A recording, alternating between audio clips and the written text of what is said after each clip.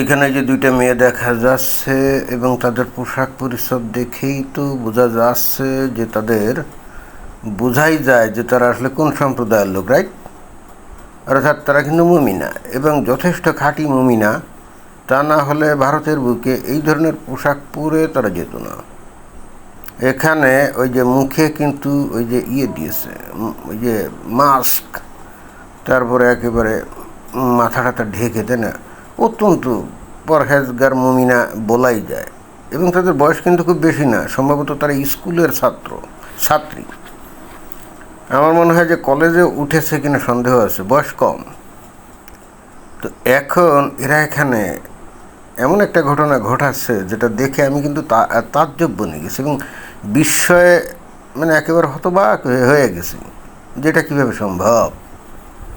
এখন এইটা দিল্লির ছবি নাকি, মানে দিল্লির ভিডিও নাকি কলকাতার ভিডিও আমি জানি না, যদিও দেখলাম যে ওরা হিন্দিতে, সম্ভবত হিন্দিতেই কথা বলছে। তো এরা যে ভয়ঙ্কর কাণ্ডটা করছে, যেটা নাকি বিস্ময়ে বিস্মিত হয়ে যাওয়ার মতো অবস্থা, সেটা আমরা একটু দেখি। आप जाइए गोदी मीडिया में।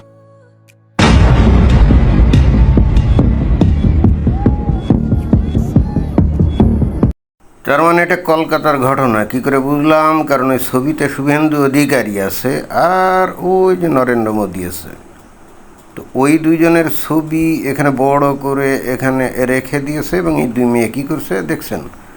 তারা লাথি দিচ্ছে, তাই না? নরেন্দ্র মোদীকে একবার আর শুভেন্দু অধিকারীকে একবার, অর্থাৎ তাদের ছবিতে লাথি দিচ্ছে। চিন্তা করে দেখেন, এরা স্কুলে পড়ে মাত্র, অথবা অ্যাডভেস্টে হয়তো জাস্ট কলেজে ঢুকছে, এরকম হতে পারে। এবং অতঃপর তাদেরকে জিজ্ঞেস করা হলো যে তোমরা এই কাজটা কেন করলে? এখন আরবি না না, আরবি তো না, হিন্দি বা উর্দুতে, মানে হ্যাঁ হিন্দিতেই বলছে, কী বলছে আমি ঠিক বুঝতে পারি নাই। আপনারা যারা ভারতের লোকজন ওই হিন্দি বুঝেন তারা অবশ্যই বুঝবেন, তবে ভালো কথা বলে নাই, এতে কিন্তু কোনো সন্দেহ নাই। তো আমরা কি বলছে, অর্থাৎ ওখানে মনে হয় একজন সাংবাদিক ছিল নাকি একজন কৌতূহলী ব্যক্তিকে ছিল। তো এই লাথি মেরে চলে যাওয়ার সময় তাদেরকে সামনে পেয়ে জিজ্ঞেস করেছে যে তোমরা এই কাজ কেন করলে। তো কী কারণে এই কাজটা করছে সেটা আমরা তাদের মুখ থেকেই আমরা শুনি। যদিও আমি হিন্দি জানি না, কিন্তু তারপরেও তাদের বডি ল্যাঙ্গুয়েজ বা মুখাভাব থেকে একটা জিনিস পরিষ্কার যে সেটা ভালো কিছু না এবং প্রচণ্ড রকম বা আপত্তিকর, অপমানজনক এবং ঘৃণার বহিঃপ্রকাশ। শোনা যাক। आप लोगों यहाँ ये क्या कर रहे हो? ये तो पीसफुल प्रोटेस्ट था। ये कोई पीसफुल प्रोटेस्ट छोड़ना ही नहीं, तो देश में पीसफुल नहीं है। हम यहाँ आप जाइए गोदी मीडिया में। তার মানে একজন দাঁড়িয়ে কিন্তু জিজ্ঞেস করলে এদেরকে যে এটা তো শান্তিপূর্ণ একটা প্রতিবাদ, তো আপনারা এরকম কেন করলেন? তো তারা কিন্তু পরিষ্কার বলল না, এটা কোনো শান্তিপূর্ণ কোনো ইয়ে না। এবং তারপরে জানি কী বললো বুঝি নাই আমি, কিন্তু এরা যেভাবে এই যে লাথি মারল এবং তারপরে যে বীর দর্পে ওই যে নাকি তার সাক্ষাৎকার নিল, একেবারে বুক ফুলায় কিন্তু তারা কিন্তু বলল। এখন পশ্চিমবঙ্গে এই এখন নতুন সরকার, এই যে শুভেন্দু অধিকারী, সে তো অত্যন্ত মানে কি বলা যায়, যথেষ্ট মানে আইন মেনে চলা লোক এবং এখানে কোনো দুষ্কৃতকারী কোনো কিছু করলে তাকে ধরে কি করবে সেটাও বারবার কিন্তু বলা হচ্ছে। গুন্ডা দমন আইন সেটাও পাশ করা হয়েছে এবং অলরেডি এই যে কলকাতায় ওই আরশোলাদের বিক্ষোভের যে সাথে সহমত প্রকাশ করতে গিয়ে, মানে নিট পরীক্ষা ছাত্রদের যে আন্দোলন, তো ছাত্র আন্দোলনের সাথে যোগ দিয়ে অনেক লোকজন ওখানে গিয়ে ভাঙচুর, তারপরে নানা রকম উচ্ছৃঙ্খলতা দেখিয়েছে এবং খুবই আজে বাজে অশ্লীল আপত্তিকর স্লোগান তারা দিয়েছে। অর্থাৎ যদিও বলা হচ্ছিল যে এটা শান্তিপূর্ণ একটা প্রতিবাদ মিছিল, কিন্তু আসলে একটা সম্প্রদায়ের লোকজন দেখা গেল যে এটাকে একেবারেই শান্তিপূর্ণ রাখতে চায় না। এরা যতটা পারে বিষয়টাকে অত্যন্ত বিশৃঙ্খল করতে চায়। কেন কথাটা বললাম? কারণ এরপরে এই পশ্চিমবঙ্গের মানে কলকাতার পুলিশ 11 জন না 12 জনকে ধরছে দেখলাম। তো সেখানে নামও উল্লেখ করা আছে যে তাদের আসলে নাম কি। তো দেখলাম যে সেখানে 11 জনের মধ্যে 10 জনই মুসলমান আর 1 জন হলো হিন্দু। কি বিস্ময়কর একটা মানে তথ্য, তাই না? আচ্ছা, কলকাতায় মুসলমানের পার্সেন্টেজ কত? ধরা যাক 25-30, আমরা যদি ধরি, তো সেই 25-30% লোক এসে এখানে, তাও আবার ছাত্রদের আন্দোলনের মধ্যে ঢুকে নিজেদেরকে ছাত্র হিসেবে পরিচয় দিয়ে বা ভাব দেখিয়ে তারা কিন্তু কমপ্লিটলি তাদের উদ্দেশ্য ছিল এখানে প্রতিবাদটা না, এখানে বেসিক্যালি একটা প্রচণ্ড বিশৃঙ্খলা তৈরি করা, ভাঙচুর, জ্বালাও পোড়া, এগুলো তৈরি করা এবং সম্ভব হলে দু একটা লাশ ফেলে দেওয়া। তাদের লক্ষ্য উদ্দেশ্য কিন্তু এটাই ছিল। কলকাতা পুলিশ তাদেরকে ধরছে এবং কি অদ্ভুত ব্যাপার, তারা সব মুসলমান।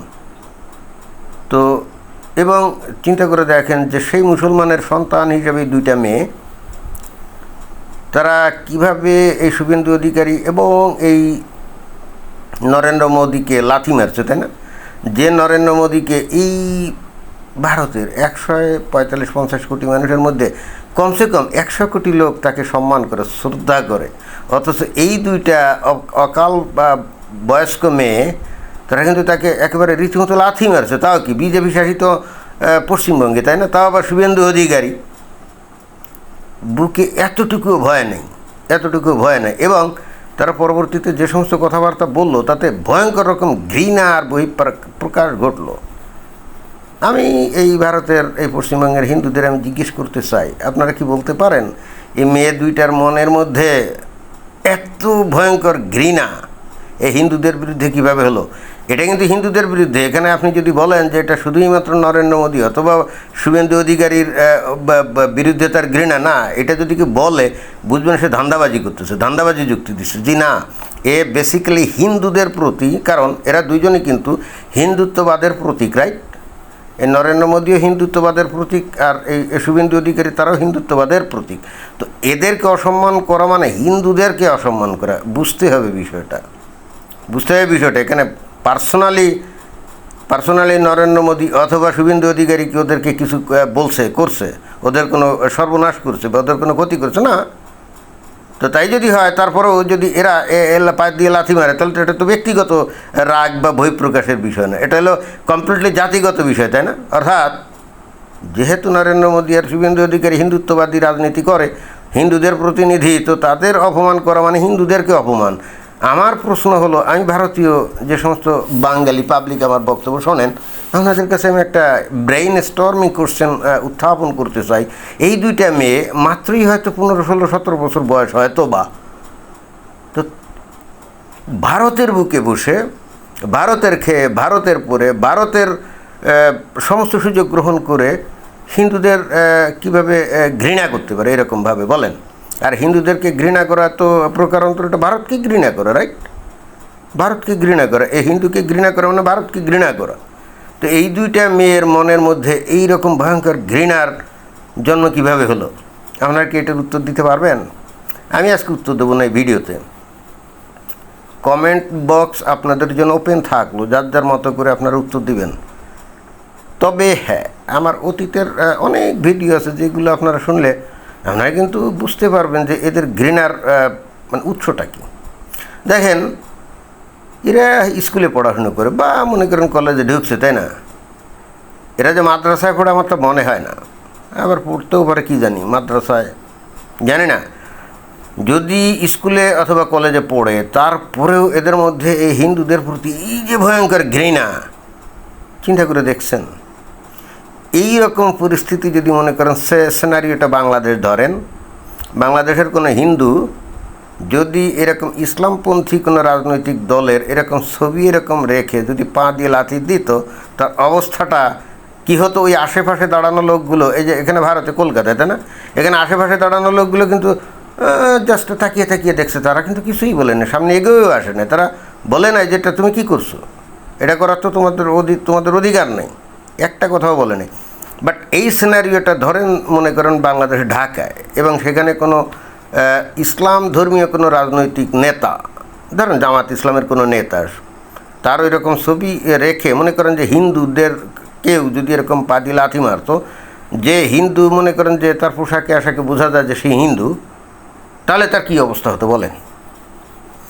ওইখানে জায়গায় তার হাড্ডি গুড্ডি একেবারে গুঁড়া গুঁড়া করে দেওয়া হতো, এবং সেখানে একটা পিটুনিতে সে মারা যেত, এবং এর এগেনস্টে কোনো কেসও হতো না। কিন্তু ভারতের বুকে বসে এই মুসলমানরা, যে মুসলমানরা তারা যেখানে সংখ্যাগরিষ্ঠ সেখানে ন্যূনতম কোনো স্বাধীনতা, বাক স্বাধীনতা কোনো কিছুই নাই, আর এই ভারতের বুকে তারা ব্যাপকভাবে গণতান্ত্রিক এবং বাক স্বাধীনতা, গণতান্ত্রিক অধিকার ভোগ করে তারা এইগুলো করে দেওয়ার পরও এরাই আবার কি বলবে, চতুর্মুখে বলবে যে ভারতে নাকি মুসলমানরা নির্যাতিত হচ্ছে, নিপীড়িত হচ্ছে। অথচ এই যে মিছিল হলো, মিটিং হলো, তাই না, সেখানে ওরাই যদি নির্যাতনের শিকার হয় তাহলে ওরা সবগুলো ধরা পড়লো কী করে, ওরা সব গ্রেপ্তার হলো কী করে? অর্থাৎ ওরা ভাঙচুর করতেছিল, জ্বালাও পোড়াও করতেছিল, অপমান অপদস্থ করতেছিল, উস্কানি দিচ্ছিল, তাই না, এবং সাংবাদিকদেরকে তারা মারছে, ধরছে, এবং তারাই ধরা পড়ছে, এবং তারা সব মুসলমান। এবার চিন্তা করে দেখছেন যে কারা নির্যাতিত ভারতে? সংখ্যা গুরু হলো হিন্দুরা, তারপরেও সংখ্যালঘুদের হাতে এই হিন্দুরা মার খাচ্ছে। কি অদ্ভুত ব্যাপার, তাই না? এই জন্য আমি বলি যে মুসলমানরা হলে বীরের জাতি, ওরা হলে কাউকে পরোয়া করে না, কাউকে পাত্তাই দেয় না। সেটা তো বোঝাই গেল এই দুইটা মেয়ের আচরণে, দেখছেন এরা এত বড় দুঃসাহস কী করে করতে পারে? খোদ বিজেপি শাসিত পশ্চিমবঙ্গে এই দুইটা মেয়ে প্রকাশ্যে এই ঘটনা ঘটাচ্ছে। আপনারা এখন বলবেন যে এত ঘৃণা তার মধ্যে কোথা থেকে আসলো, আর এত দুঃসাহসী কোথা থেকে পেল? অপেক্ষাতে থাকলাম, ধন্যবাদ।